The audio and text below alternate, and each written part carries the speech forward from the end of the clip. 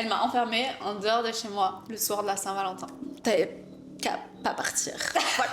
Bon, on se le commence ce podcast. Vas-y, je suis chaud. Ok. Je suis chaud.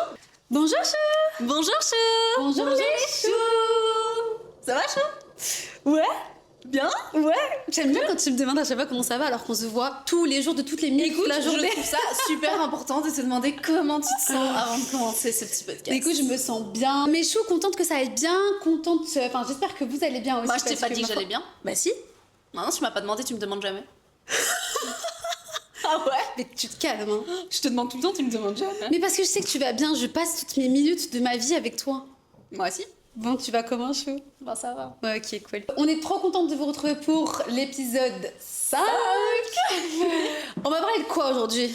Alors chou, aujourd'hui, on a envie d'aborder le sujet du rapport que la femme a avec son corps. Je pense que pour les femmes en général, c'est un sujet qui est assez touchy. T'as pas eu un parcours Classique. On le mentionne un peu dans tous les épisodes, mais dans cet épisode-ci, ça a quand même vachement son importance parce que je pense que ton parcours a vraiment eu un impact énorme sur le rapport que tu as à ton corps à l'heure actuelle. Raconte-nous un petit peu, en fait, c'est ce qui a fait que toi, ton parcours, en fait, a eu un tel impact sur ton corps et quel genre d'impact ça a eu? Ouais, c'est vrai que ça a eu un énorme impact sur mon corps et encore aujourd'hui, parce que le sport de haut niveau, du coup, ça a fait partie pendant 17 ans. Ça a été ma vie, mon quotidien. Donc pour remettre un petit peu dans le contexte, j'ai commencé de la natation synchronisée à l'âge de 7 ans à Aix-en-Provence. Et à mes 17 ans, je suis partie à l'INSEP, donc qui est l'Institut National du Sport et de l'Expertise à Paris, qui est un mini cocon, un mini village où tous les sportifs des équipes de France de tous les sports se regroupent là-bas pour pouvoir s'entraîner et performer sur les compétitions internationales. Donc voilà, ça a été quand, de mes 17 ans jusqu'à mes 24 ans, j'ai été à l'INSEP en équipe nationale, donc en équipe de France de natation artistique. Et c'est très important de souligner le mot artistique parce que c'est ce qui va vraiment déterminer le rapport à mon corps et comment j'ai évolué par la suite. Mais du coup, si tu veux, on va procéder par étapes. Donc, première étape, je commence la natation synchronisée, j'ai 7 ans, t'es un bébé, j'évolue. Jusqu'à mes 12-13 ans, t'es jeune, t'as un rapport avec ton corps qui est, comment dire, tu le conscientises pas. Le corps de la femme enfant et voilà. Le corps de la femme, il n'a rien à voir. Il n'a rien à voir. Donc quand t'es jeune, jusqu'à mes 17 ans, je vais dire vraiment jusqu'à mes 17 ans, donc toutes mes années à Aix, j'avais pas conscientisé mon rapport avec mon corps. J'avais pas aussi eu vraiment une éducation. Alors j'étais sportive de haut niveau, mais j'avais pas vraiment une éducation sur la nourriture. À quel point c'était important que ce que tu mettais dans ton corps, c'était quelque chose qui te permettait optimiser ta performance physique derrière. Donc j'étais pas très bien éduquée sur ça, j'avais pas conscientisé. Et puis vu que j'habite à Aix-en-Provence, enfin mes parents habitent à Aix-en-Provence, derrière je rentrais manger chez moi, on mangeait plutôt équilibré, plutôt sainement. Donc jusque là je dirais j'ai pas eu de problème majeur avec mon corps. Là où ça c'est vraiment compliqué et où j'ai commencé à avoir une relation très toxique avec mon corps, c'est dès que je suis montée à l'INSEP, à partir de mes 17 ans, où là, du coup, déjà, tu as une transition qui se fait à 18 ans, où ton corps, il change et tu n'as plus un corps de jeune adolescente, tu as un corps de femme. À mon avis, ça dépend des femmes. Je pense que ça dépend t'en as qui ont leur puberté extrêmement tôt et qui attrapent un peu des formes et tout très tôt. Et puis t'en as chez qui ça arrive plus tard. Mais toi, c'était aux alentours de tes 18 ans que tu as senti un peu ce corps qui a changé. J'ai commencé à avoir un corps de femme assez tôt, donc vers 15-16 ans. Okay. Mais j'ai senti un changement et je pense que c'est hormonalement parlant que ça s'est opéré. Ouais, à partir de 18 ans, vraiment j'ai senti qu'il y a eu un switch. Ok. Sauf que j'ai eu ce switch-là pile au moment où je rentrais dans le plus haut de mon niveau. Quand t'es sportif de haut niveau, surtout dans le domaine artistique, t'as un rapport avec ton corps qui est très différent de la normalité. Je m'explique. En gros, que ce soit le patinage artistique, que ce soit la natation synchronisée artistique ou même la gym, c'est des milieux qui sont très toxiques quand il s'agit du rapport avec son corps. Parce que dans le domaine artistique, tu es jugé sur ta performance physique, certes, mais aussi sur ton apparence. Et ça, les gens, on s'en rend pas compte, hein, quand tu vois à la télé aux Jeux Olympiques du patinage artistique, tu te dis waouh, c'est trop beau et tout, mais en fait, derrière, c'est un sport à juge. Donc, tu es jugé sur ta performance. Ouais, c'est pas le nombre sportive. de paliers que tu mets. Exactement. Et tu es aussi jugé sur sur ton apparence physique sans vraiment le vouloir. Ouais. T'as pas une note de parce que tu t'es maigre donc hop t'as un 10. Non mais c'est une apparence en fait c'est ce qui permet que artistiquement ça se passe bien. Ouais, ton corps fait partie du spectacle et donc forcément c'est un corps agréable à regarder en fonction de ce que tu fais, tes mouvements de tic de jack. Voilà. Les jurys, les juges, c'est pareil. Ouais. Vont forcément être influencés en mode moi j'ai passé un bon moment, elles sont belles, elles ont l'air légères. Donc le corps parfait et le corps optimal en natation synchronisée, c'est voilà, la fille toute fine, longéline, pas trop de forme, et un peu modèle russe, parce qu'en fait les Russes et les Chinois sont les nations qui dominent la natation artistique depuis plus de 20 ans. Championne olympique, championne du monde, etc. Et donc on a essayé de se rapprocher de ce corps-là. Sauf que, on n'est pas russe, on n'est pas chinoise, et donc forcément biologiquement et morphologiquement, on n'est pas conçu pareil, donc on ne pourra jamais, enfin moi personnellement, j'ai jamais pu atteindre ce niveau physique-là.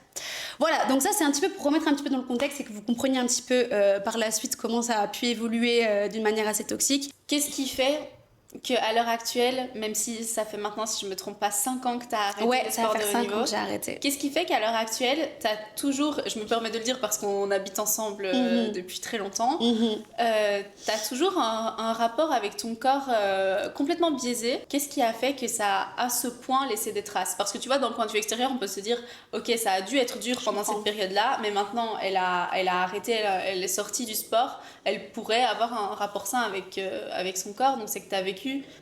Enfin, est-ce que tu as été traumatisée du rapport à ton corps pendant cette période-là?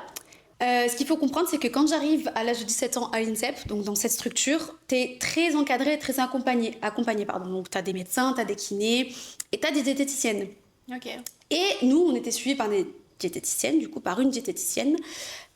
Sauf que, donc c'est très bien dans un sens parce que ça te permet de comprendre ce que tu mets dans ton assiette, pourquoi tu le mets dans ton assiette, qu'est-ce que ça va donner à ton corps. Mais t'as quand même... nous, on la voyait une fois par semaine, mais une fois par semaine, tu te pesais. Une fois par semaine, on te mesurait. En fait, t'es conditionné à avoir des chiffres sur une balance et à te dire, il faut que j'aille plus bas, il faut que j'aille plus bas, il faut que j'aille plus bas. Et donc, toutes les semaines, elle te mesurait, toutes les semaines, elle prenait tes mesures, tes mensurations, etc.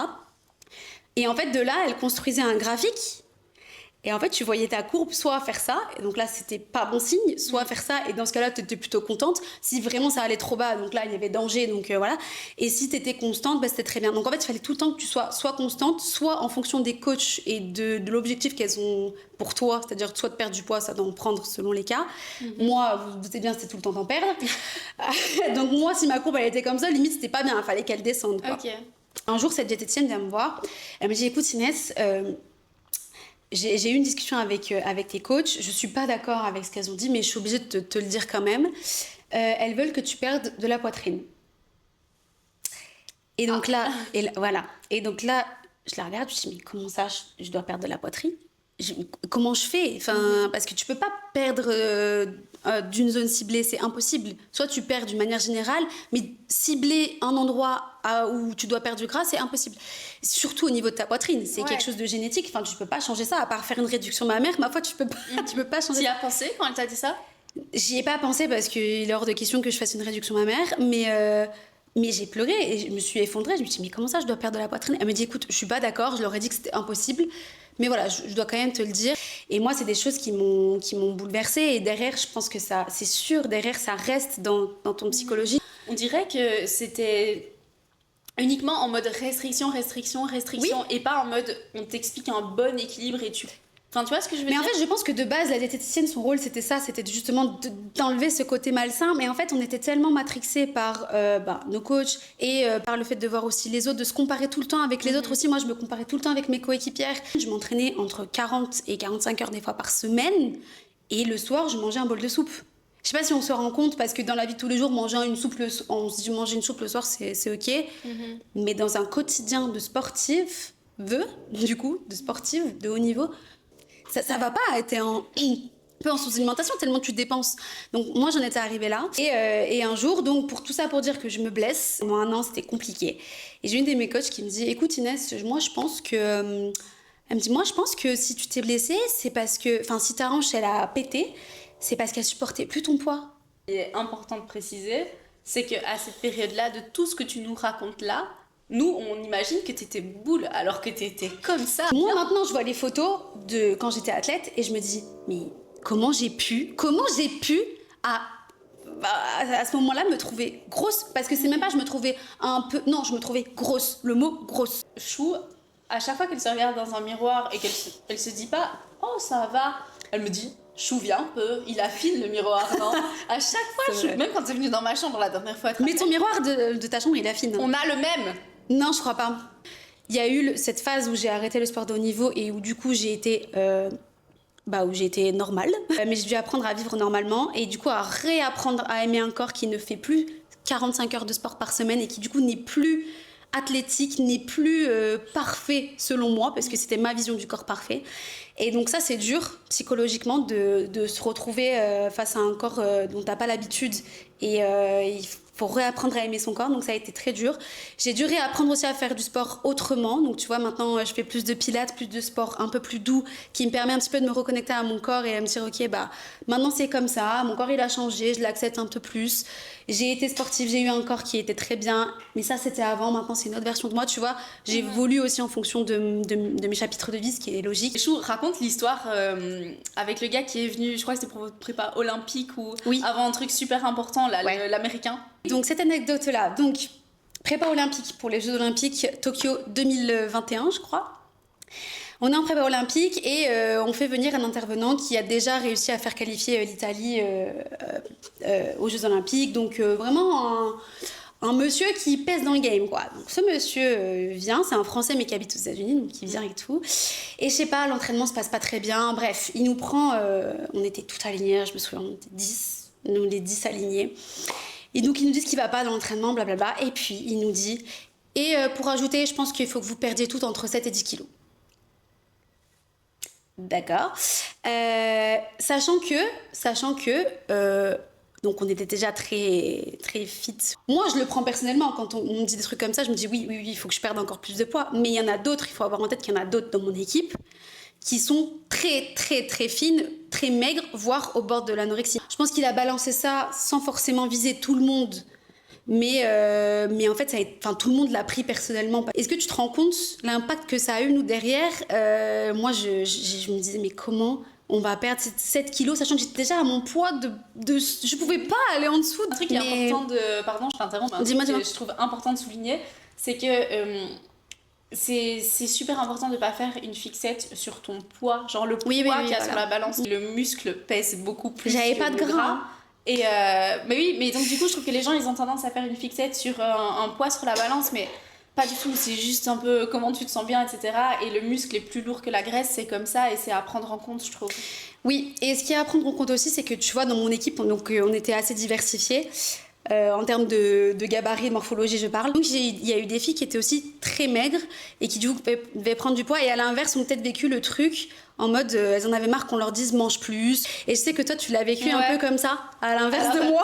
Mais c'est vrai que moi, alors maintenant je me rends compte que c'est une chance de pas prendre du poids très rapidement. Oui. Mais c'est vrai que quand j'étais enfant, moi je me sentais bien dans mon corps, j'avais pas de... Moi personnellement devant le miroir j'avais aucun problème. Mais c'est vrai que j'entendais souvent il faut manger un peu, nanana et tout. Et en fait, genre, j'avais qu'une envie, c'était de répondre mais toi arrête de manger. Mais en fait, juste. Mais là maintenant, je m'en fous de le dire parce qu'avec du recul et maintenant que je suis un peu plus consciente de l'impact que certaines paroles peuvent avoir sur les gens, eh bien, je trouve que vraiment ça se fait pas du tout de dire ça à quelqu'un. Ça se fait pas de la même manière. Genre, c'est exactement comme si moi je leur disais ah tu manges trop, tu devrais un peu faire attention, tu vois. Mais c'est un manque de délicatesse énorme parce que moi, à l'inverse, c'était peut-être un complexe aussi pour moi. Me dis pas des trucs comme ça. Et moi qui, à la base, avais une relation saine avec mon corps, parce que pour moi, c'était ma norme. Dans ma famille, on était assez minces, etc. Ouais. Mais on mangeait bien, on se privait de rien. On faisait rien d'extrême, que ce soit dans la nourriture ou dans le sport. Simplement, on a un métabolisme rapide ou c'est nos gènes, j'en sais rien, tu vois. Mais soit, pour moi, c'était normal d'être mince, tu vois. Pas maigre, pas la peau sur les os, mais mince, tu vois. Mais quand j'entendais les remarques de l'extérieur, j'avais l'impression que en fait c'était pas normal du tout et que les gens ils me voyaient mais squelettique, tu vois. Ouais. Et donc du coup, quand j'entendais des trucs comme ça, franchement, je te jure, ça, les critiques elles m'ont fait mal et elles m'ont fait me sentir pas bien dans mon corps. C'est fou. Hein. Et donc, mais oui, mais genre vraiment mêle-toi, ça fait mal, mêle-toi de ce qui te regarde, tu vois, me fais pas des critiques comme ça. Et je trouve qu'il y a un truc qui fait que dans la société, c'est beaucoup plus accepté de dire ouais, faut manger un peu, faut prendre du poids, là tu vas tomber par terre et tout. Genre on me disait des trucs comme ça, hein. Ouais. Je te jure, et tu sais, même à l'école, entre copines, mais tu sais, quand t'es enfant, même si c'est ton groupe de copines, vous êtes méchantes un peu. Ouais, quand même. Genre, c'est pas de la méchanceté pure, mais juste tu te rends pas compte de ce qui peut blesser, exact. je crois. Et mes propres copines me disaient que j'étais anorexique, mais genre tu peux. Avec du c'est fort comme moi, anorexique. Tu me parles d'une maladie, t'es en train de me dire que je suis malade, genre arrête quoi, tu vois. Et bref, voilà, tout ça, ça m'a quand même pas mal impacté. Mais moi, je sais que c'est un truc auquel je vais éduquer mes enfants parce que l'impact des paroles, faut vraiment pas minimiser. Mais à la limite, entre enfants, tu sais quoi, je leur en veux pas du tout. Mais par contre, les adultes qui me disaient des trucs comme ça, je te jure, avec du recul, je regrette de pas leur avoir répondu. C'est juste que c'est beaucoup moins accepté socialement de dire, ben toi t'es trop grosse, alors que c'est la même chose. Ça me perturbait au point où je me disais, ok, il faut que j'essaye de prendre du poids parce qu'en fait, peut-être que je suis pas en bonne santé. Et j'essayais de prendre du poids, mais ça me perturbait encore plus parce que je voyais bien que j'arrivais pas à prendre du poids. T'imagines comment les paroles, ça a un impact. Ouais. Et soit, un jour, je vais à la visite médicale avec l'école. Et du coup, à chaque fois, elle te mesure, tu prends ton poids et tout, et t'as ton petit carnet avec la courbe. Je sais pas si vous aviez ça en France aussi, j'imagine. J'imagine, ouais. Un petit carnet de santé comme ça, avec ta courbe, et elle te montre un peu où tu te situes, etc. Un peu comme ce que tu disais avec ta diététicienne, mais moi j'avais ça toutes les semaines. Ouais, c'était une fois par an, ou une fois tous les 2 ans, même je crois, à l'école. Et puis, est-ce que t'avais la pince où elle te. Ça, j'ai jamais fait de ma vie, mais j'aimerais bien. C'est pour mesurer ta masse grasse. J'aimerais bien faire. Ok, bon bah écoute, moi je l'ai fait toutes les semaines, donc si tu veux, j'ai ma courbe. Je t'envoie ma courbe. Je veux bien te regarder. Mais soit, bref. Et donc elle me mesure, elle me pèse, etc. Et elle me montre en fait sur la courbe que le rapport entre ma taille et mon poids est très sain. Et j'étais en mode, j'étais un petit peu étonnée. T'étais en sous-poids en fait. Je pensais que j'étais en sous-poids. Ah, oui. Moi je m'attendais à ce qu'elle me dise, ben voilà, t'es un peu en sous-poids, etc. Et elle me montre que j'étais au pic le plus sain, quoi. Vraiment au pic le plus normal. Et donc j'étais super étonnée. Et je dis, bah en fait, ça m'étonne parce que moi, mes copines, elles sont un peu plus en chair que moi. Et qui me répétaient en fait à longueur de journée que moi j'allais m'évanouir, quoi. Elle me dit, mais en fait, toutes tes copines, je viens de les avoir. Tes copines, je te montre où elles sont sur la courbe. Elles sont en surpoids. C'est juste que c'est tellement normalisé. C'est quoi ton rapport avec ton corps aujourd'hui, qui est un corps de femme ? Est-ce que t'es encore sujette un petit peu aux critiques de elle devrait manger plus ou alors tu les as mais tu t'en fous? C'est quoi un petit peu ta relation avec ça? Du coup, quand mon corps de femme est arrivé, mais ça, je te parle de ça, il y a 3 ans maximum. Hein. Ouais, il y a genre 3 ans. Et là, j'ai commencé à voir que, en fait, sans faire de sport et en mangeant n'importe quoi, oui, même moi, alors que je me plaisais quand j'étais petite, oui, je stocke les graisses, et oui, j'ai un corps de femme, et oui, j'ai de la cellulite, et oui, mon corps change, donc j'ai des vergetures, etc. Et c'est seulement à ce moment-là que moi, contrairement à toi, t'es passé dans le sport extrême à j'en ai marre et à reprendre petit à petit de manière plus saine, mais t'as compris. Moi, ça a été l'inverse, j'ai fait du sport pendant mon enfance. Toute mon adolescence, j'ai fait zéro sport, zéro. J'ai fait du sport, mais tu sais, quand tes parents ils te mettent à la gym, l'activité, etc. quoi. Ouais, voilà. J'ai fait de la gym, de la natation, des trucs un peu comme tous les enfants, jusqu'à mes genre 12 ans, un truc comme ça. Et puis toute mon adolescence, rien. Et puis j'ai vu mon corps changer, et là je me suis dit, ah, ok. J'ai vu mon corps changer de 1, et j'ai vu que ma condition physique de 2, elle était pas top, genre j'ai aucun souffle, j'ai pas de cardio, etc. Je me suis dit, ah ouais, en fait, si t'agis pas maintenant, ça va être chaud. Il vaut mieux prendre le train maintenant tant que tu te sens encore assez bien, etc. plutôt que de stocker les graisses et puis essayer de rattraper et de faire un régime tarlé ouf. Ouais.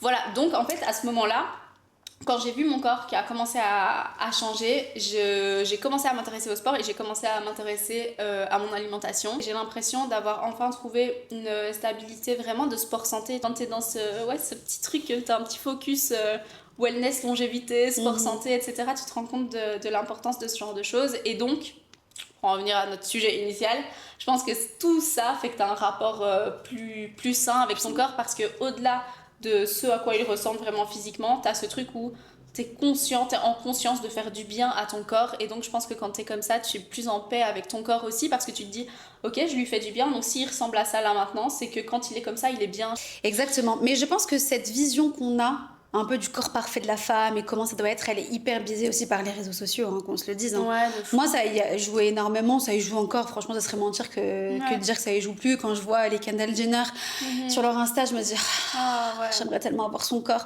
C'est tellement toxique de penser comme ça parce que c'est retouché, c'est pas forcément la réalité. Bien sûr qu'elle a aussi un petit cellulite, même Kendall Jenner, je suis sûre qu'elle a un petit cellulite. C'est naturel, c'est comme ça. Tu rentres dans une spirale un peu de oh, j'aimerais avoir ça, j'aimerais avoir ça, j'aimerais avoir ça. Oui, sauf que ma cocotte, t'as pas cette morpho, t'as ton corps. T'as ta structure osseuse qui est très différente. T'as ta structure osseuse qui est très différente. La plupart des filles que tu vois sur Insta, tu peux pas te comparer à ce que toi tu vois sur les réseaux, sachant que elle-même en vrai elle ressemble pas à ça. Et je suis sûre qu'elle est quand même très très bien, tu vois. Mais du coup, je trouve que le cercle vicieux il est trop malsain parce que ça va pour le visage aussi, pas que pour le corps. Mais du coup, vu que toi tu vois ça sur les réseaux sociaux, elles mettent genre la barre là.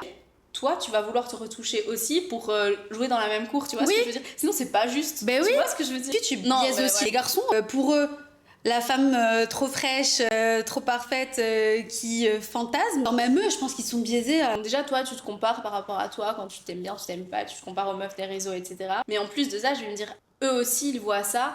Et donc, à côté, moi, ils me voient comme une petite patate, tu vois. Ouais. Patate. Mais les garçons, après, ils se permettent d'avoir des standards qui, je suis désolée, sont pas réalistes, tu vois. Et ça, c'est très dur parce qu'on vit dans une génération qui accorde énormément d'importance au physique parfait, au visage parfait, sans imperfection, etc.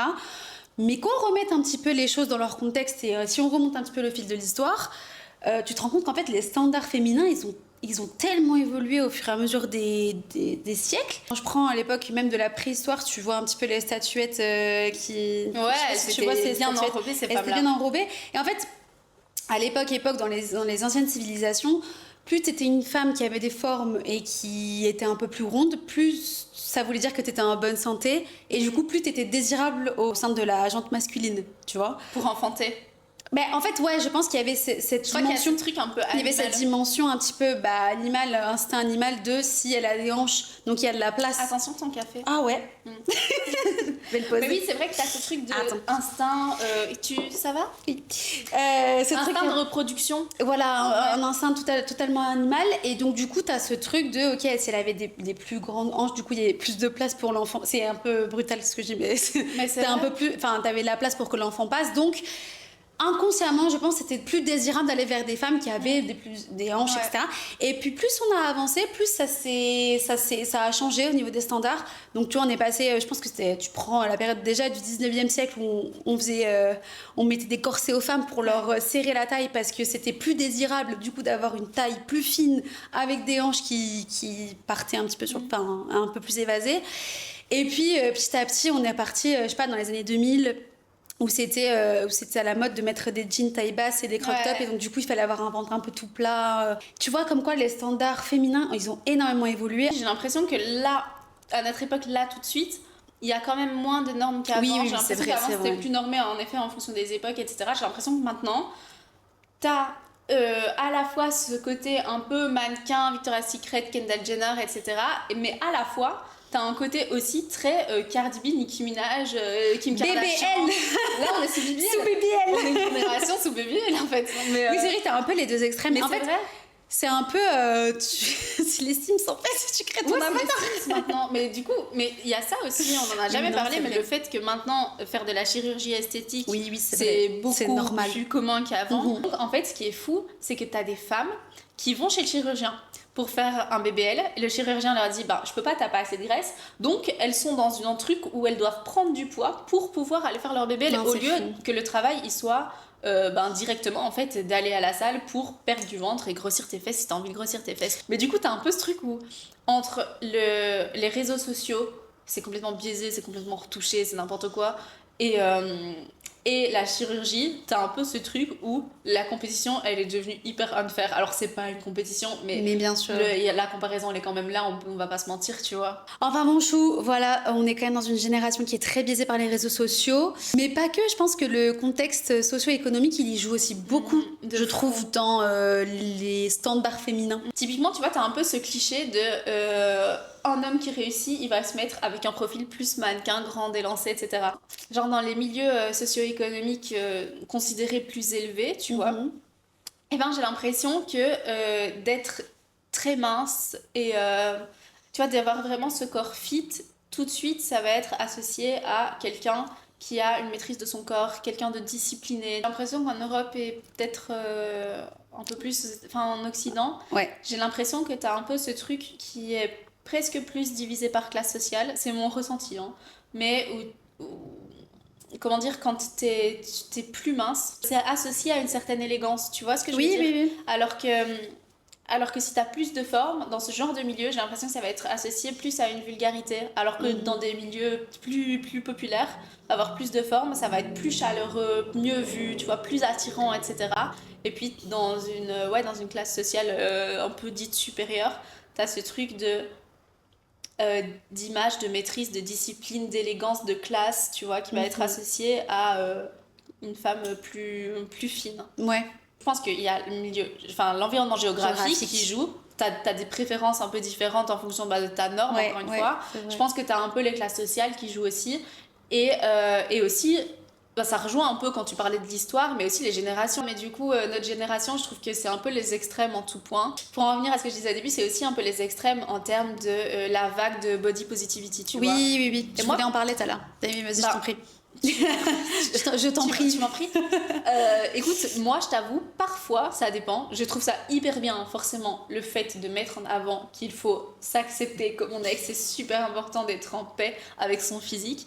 Mais par contre, je trouve que parfois, le message véhiculé, il n'est pas forcément bon. Parce que j'ai l'impression qu'on essaye de choquer en prenant l'extrême inverse, quitte à mettre des photos, tu sais, des femmes nues sur les réseaux, enfin ou nues ou presque nues, en assumant pleinement leur rondeur, etc. Alors il y a un côté que j'aime, mais il y a un côté, vraiment le côté de et c'est ok, qui parfois peut me déranger, tu vois, genre tu arrête de te comparer au réseau, tu peux manger 7 cookies tous les soirs si tu veux et ressembler à ça, c'est ok, assume tes rondeurs, etc. Je suis désolée, c'est quand même bien de mettre en avant le fait qu'il y a quand même cet aspect santé derrière, parce qu'en plus c'est même pas que physique, c'est aussi mental. Ton alimentation, ça a un impact, c'est le truc le plus important au monde, je crois. Enfin, peut-être pas au monde, mais c'est peut-être. C'est extrêmement important. Et donc je trouve que ce côté un peu body positivity, moi c'est très personnel, mais je trouve que ça a ses limites et qu'il faut pas non plus mettre en avant le fait que tout est ok. C'est pas vrai, tu vois. Faire du sport, c'est important. Ça n'a pas besoin d'être extrême, comme on le disait. T'as le sport santé. Manger, ça n'a pas besoin d'être extrême non plus. T'es pas obligé de manger des graines et des petits pois tous les jours. Mais il y a un juste milieu, je trouve, qui est assez important. Mais tu sais, il y a... moi, il y a un truc qui m'énerve des fois. Dis-moi. Je te jure. C'est justement ce que tu disais. Donc, il y a des femmes qui s'assument pleinement et c'est très bien. Mais ne pas confondre, en fait, morphologie et santé. Tu vois. Parce que ta morphologie, c'est bien de l'assumer. Par contre, si ça touche à la santé et de dire je mange tous les midis McDo et non, en fait, il faut arrêter avec ce truc-là. Mais c'est par manque d'éducation aussi, des fois, je pense. Oui. T'es pas forcément éduqué, on t'apprend pas à l'école à bien manger. La santé et l'économie, ça devrait être des sujets qui devraient être abordés à l'école. Au même titre que les maths et le français à l'école. Mais je sais, il y a autre chose. Et après, il sera peut-être temps de se quitter, petit à petit.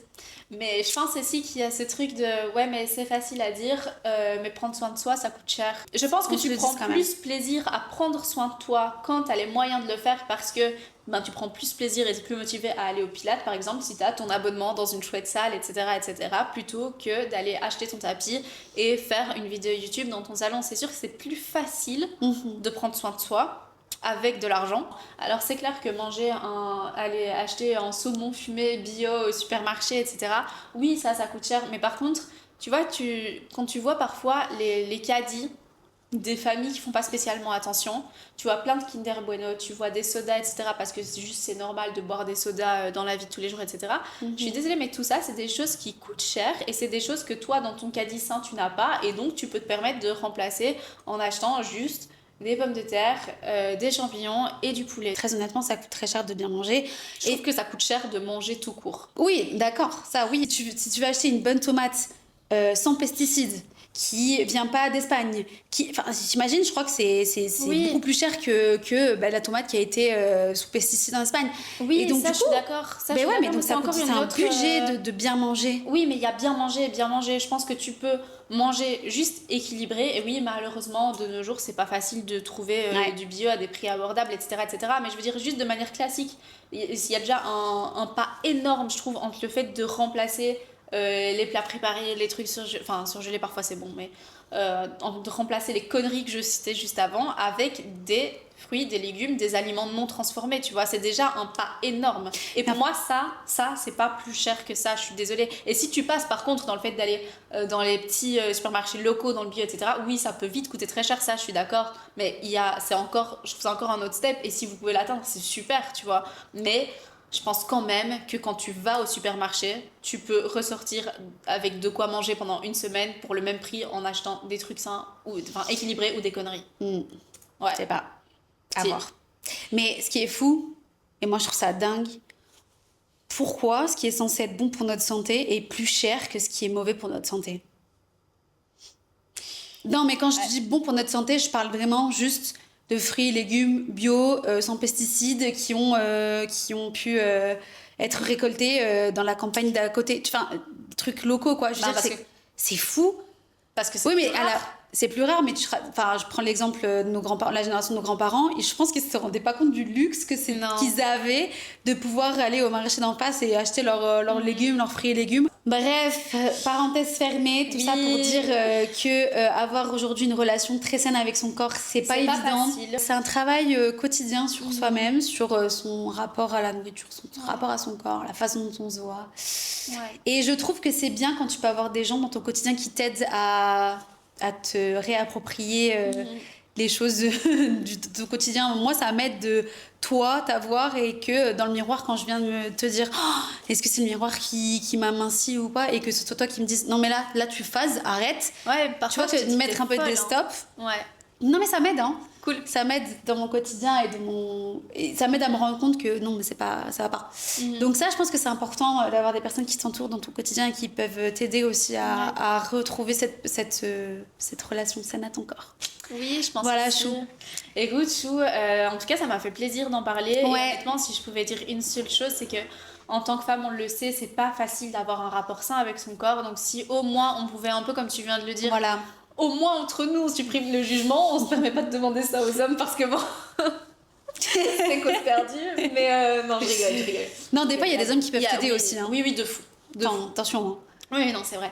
C'est vrai, mais voilà, si au moins entre femmes, honnêtement, je crois qu'on vit toutes la même chose, et parfois on doit se dire ah ben celle-là elle se sent sûrement très bien dans son corps parce que toi c'est le corps que tu veux et c'est le corps dont tu rêves, mais si ça se trouve elle rêve juste du tien.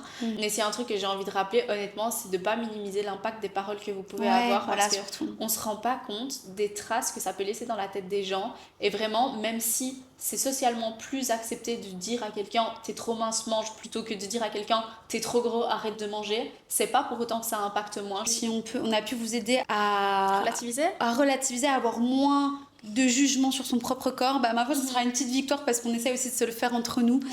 Et ça a été tout le but un petit peu de cet épisode là.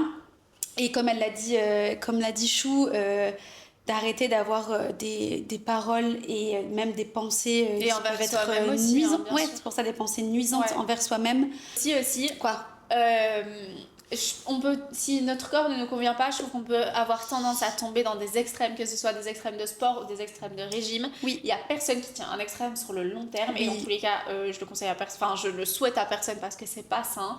Juste vraiment prendre les choses tranquillement, essayer de trouver son rythme tranquillement. Le fait de sentir que ok, là ce que je fais c'est bon pour moi et je suis en train de bien me traiter et de prendre soin de moi, et ça je trouve que ça aide de ouf à se sentir bien mentalement et physiquement. Ouais. Les petits choux, prenez soin de votre santé, prenez soin de votre corps, prenez soin de votre mental, prenez soin de tout parce que c'est ça qui est le plus important. Et nous, on se retrouve parce qu'il est déjà temps de se quitter, Chou. Mais... Chou, je m'amusais bien. Ouais, je sais bien, mais il est temps de se quitter. Mais c'est pas grave parce qu'on se retrouve dans 2 semaines pour un autre sujet qui va forcément te tenir à cœur parce que tous les sujets aussi c'est à cœur. Mais en attendant, on vous souhaite de bonnes petites semaines. Bisous, Chou. Bisous, Chou. Vous les choux.